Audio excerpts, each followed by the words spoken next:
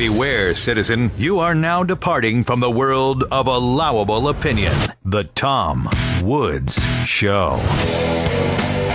Welcome, everybody. It's Friday, July 18th, 2014, and it's very exciting to welcome to the program today Ralph Nader. Ralph Nader has been named by Time magazine as one of the 100 most influential Americans in the 20th century. He first made headlines in the 1960s as a consumer advocate, but he's also a lawyer, an author, and presidential candidate. He was the Green Party nominee in 1996 and 2000, and an independent candidate in 2004 and 2008. The book we're talking about today is Unstoppable: The Emerging Left-Right Alliance to Dismantle the Corporate State. Mr. Nader, welcome to the program. Thank you, Mr. Woods. I'm very glad to have you here. I am very ecumenical in the sense that I want to work with people who agree with me on really, really important things. And in your new book, Unstoppable, you are indeed talking about very important things. But let me insert a note of caution here right from the start. Just because, in my experience, there are a lot of libertarians, and I represent a libertarian audience, who really do want to reach out to the left and work together against the warfare state and the corporate state, and yet we don't find a lot of reciprocation, present company accepted. I know, for example, Justin Raimondo at antiwar.com says that some of the anti-war people just do not want to work outside the left. What can we do about this? Well, I think that's largely true. I think the hands stretched from libertarians on anti-war are more numerous than the ones from the liberal intelligentsia. And one reason for that is that a lot of people on the left are single-issue people, and they don't care that left-right agrees on A, B, C, D, E, F, G issue if they disagree on reproductive rights, or if they disagree on school prayer, or if they disagree on a constitutionally required balanced budget. And that's very unfortunate because nobody agrees with everybody else, even people inside families. And it's clear where the left-right disagree.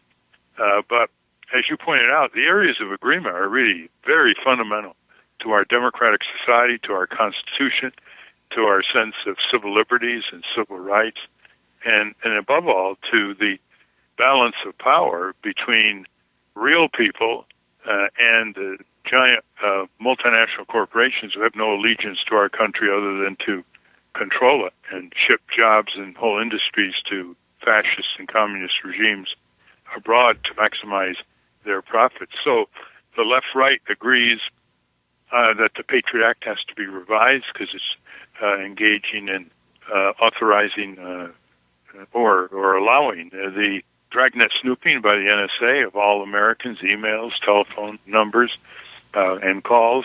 They're opposed to empire and bloated military budgets that are just getting us in worse quagmires abroad. It's not that they're succeeding. They're opposed to corporate welfare, Main Street against Wall Street, the huge corporate welfare government, the corporate state, handing out subsidies, giveaways, quotas, market restricting advantages to powerful interests, and, of course, all the bailouts of Wall Street and tax-funded stadiums and ballparks owned by rich sports billionaires. So those are just a few of the numerous areas that we agree on, and they're pretty fundamental.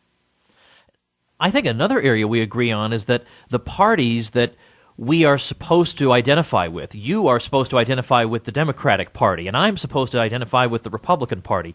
And I find that at every turn, everything that matters most to me, I get sand kicked in my face. The bailouts are the most extraordinary example. The people were, 100 to 1 against it, and the House originally voted against it, and then it was rammed down our throats. But the issue that, for me, though, I'm just the most passionate about is I can't believe, when it comes to foreign policy, the lie factory that we live in, that emerges from Washington no matter which party it is. I know that whatever they're telling me about what's going on internationally, I know the opposite is the truth, and they exploit people's natural patriotic instincts in the service of imperial ambition or heaven knows what it is. Now, at the time of World War I, which was 100 years ago this month that it got started, when Woodrow Wilson eventually took us in 1917, there were a handful of progressives that made this a populist issue and said, look, a lot of people are going to get rich from this thing, and it's not you.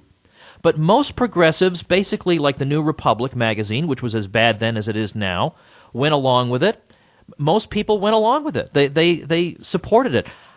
And even today on airplanes, there are 3 soldiers on board, so we're all supposed to stand up and cheer.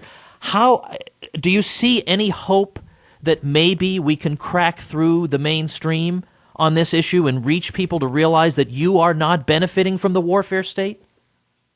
Well, I think you're right. I mean, we have one giant corporate party with 2 heads, Democrat, Republican, and it's amazing how similar they are, whether it's on the Middle East, whether it's on endless weapon development that's bleeding the taxpayers and producing no benefit, whether it's on invading all kinds of national sovereignties overseas with drones and special forces. There's really no difference. Hillary Clinton never saw a weapon system she didn't like. She never saw a war she didn't like. She actually dragged the Republican Secretary of Defense Gates into the Libyan attack, which is now disastrously metastasized into chaos in Libya and Central Africa. So we really don't have 2 parties on so many issues. But I don't think it's fooling the American people. I mean, even with one-sided massive media propaganda, according to what you've been describing, over half the people oppose it. And I'm sure that if there was a competitive democracy and the truth was part of a politician's inventory, and the other side of the story, so to speak, got out to the people, it would be overwhelming against it. Even the invasion of Iraq, which Democrats and Republicans toadied up to George Bush and Dick Cheney, that was even at the peak, that was opposed by a small majority, 55 or so % of the American people. But you're right, they put the soldiers up there. The minute the soldiers go over there, all dissent is supposed to be suppressed. No examination of the lies, the propaganda, the cover-ups, the deceptions that have become normal now for Washington, D.C., and the profiteers in Wall Street. I think Eisenhower was so right when he warned us in very, very sober terms in his farewell address to the American people after he finished 2 terms as president. He warned us about the military-industrial complex. When I think back on what Ron Paul accomplished, apart from talking about the Federal Reserve, the key thing for me that he'll be remembered for is that it's easier for him as a Republican to say than it would be for a Democrat to say that maybe the U.S. is being attacked because we've stirred up hornets' nests all over the world and bombed people and imposed rotten regimes on them, and maybe they don't like that. Maybe they're responding to that. Now, a Democrat saying that would be dismissed as a pinko commie who hates America. They tried to do that to Ron, but it was a little tricky to make that stick. He's a obviously traditional bourgeois family man who served in the military. It's a little harder to make that stick, although they tried. I think that was such a breakthrough moment in American history when he said that. Yeah, and he got a chance to reach several million people when he was a part of the Republican primary. And you notice how the war hawk McCain jumped on him. Oh yeah, when they were debating. The facts are overwhelmingly on the side of the anti-empire position. I mean, what is all this hundreds of billions of dollars of armaments and bases in over 120 countries? What has it got us? Al-Qaeda is metastasized all over parts of Asia, North Africa, Central Africa. They now have offshoots, ISIS and others that are even more devastating to our interests. That's what we got for 5,000 plus U.S. soldiers dying, 100 in Iraq, 100,000 seriously sick, maybe for the rest of their lives, traumatized, trillions of dollars. And the same is true for the Afghan war, which is now in a perilous state of instability. So we don't know what we're doing over there. We don't understand tribal politics. It's the mark of empire, arrogance, the use of brute force for foreign policy. That's why in my book, Unstoppable, I highlighted the fundamental agreement between large numbers of American people against these wars of aggression, against the bloated military budget, against the whole idea of trying to be the policeman for the world. It doesn't work. People don't like it. They fight back. Then we call them terrorists. Yeah, of course. In that book, you also mention, just to talk about some good news, you talk about the Anti-Imperialist League of over 100 years ago at the time of the Philippine insurrection. There were people, Andrew Carnegie was joined with William James. I mean, people across the spectrum came together and said, whatever disagreements we may have, it is un-American to do this to these people abroad. Now, today, there's another nice coalition that's forming around the NSA. I'm happy to see among left and right. There's an effort at a website called offnow.org. The idea of it is to shut off the water to the facility, NSA facility in Utah that needs 1.7 million gallons of water a day to cool the machines. But then also, if they can't do that, we'll say that any information that's gathered through this program will be inadmissible in any court in Utah. I mean, we can't control Washington, D.C. right now, but we can do things at the local level, and you've got people all over the spectrum working together. So what you're talking about in Unstoppable is not just a pipe dream. It really can happen.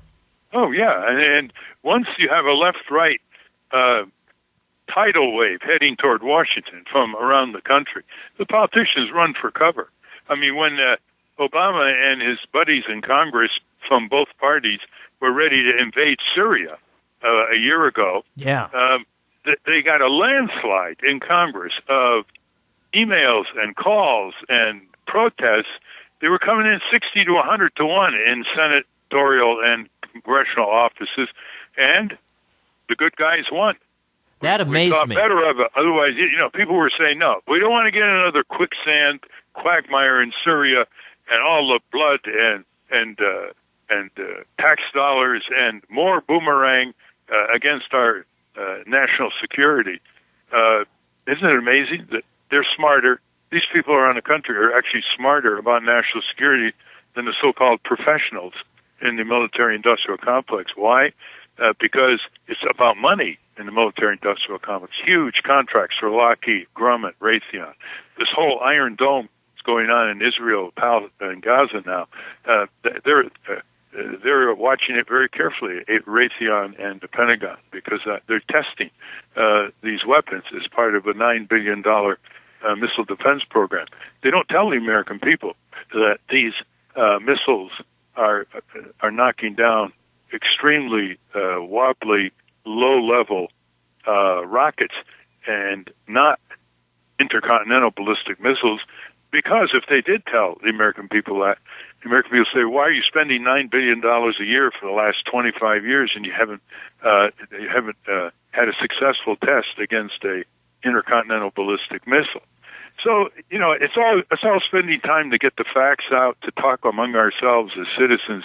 But there's a reason for democracy, and that is it usually comes to better results. There's a reason for the free marketplace of ideas, because it comes to better results. There's a reason that there are 12 people on a jury, because they come to better results. And that's what we got to do. We got to become much more self-confident. Why the people protesting in Congress almost got a left-right coalition over a year ago to pass a bill blocking the NSA dragnet snooping on the American people. And this was a left-right coalition inside the House defying their own leadership, Speaker Boehner and Minority Leader Pelosi. So it's already starting to succeed, and we can see it across the board. It just has to get, left-right coalition has to get more confidence, which is why I wrote this book. This book is a confidence inspirer. It gives a lot of historical examples of which you're very well aware of successes in the past, or at least mobilizations, and it shows the strategy for the future. I have 24 areas where there already is public opinion convergence, 60, 70, 80% between left-right in the United States, or it's starting to go operational, like juvenile justice reform, for reducing sentences, these long sentences for teenagers caught with a little marijuana or heroin possession. That's passed in 15 state legislatures. Could only have passed with left-right legislators banding together. Well, the book is Unstoppable, the Emerging Left-Right Alliance to Dismantle the Corporate State. Before I let you run, Mr. Nader, I just want you to take a minute to tell people about how you have actually gotten into the podcast world as well. It's doing quite well. You have the Ralph Nader Radio Hour now. Yeah, it was proposed to me, and I said, well, why not? And it's signing up more radio stations, and it's with David Feldman and Scott Scrovan, and it's all unscripted, and I think that's why people like it, and it evaluates the news of the day and also gives people a sense of empowerment into the kind of information and citizen tools they can use to recover what the founders meant when they started the Constitution with we the people. They did not start the Constitution with we the corporations or we the government. They started it with we the people. By the way, if you want an autographed copy to send as a gift of the book Unstoppable, just go to nader.org. And if you want my weekly column, all you got to do is sign up free. You'll get it electronically at nader.org. We'll make sure and link to that also in the show notes for this episode. I know you're a busy man, Mr. Nader. I appreciate you taking some time with us today. Thanks very much. Thank you very much, Mr. Woods. And that's today's program. We do this every day at TomWoodsRadio.com.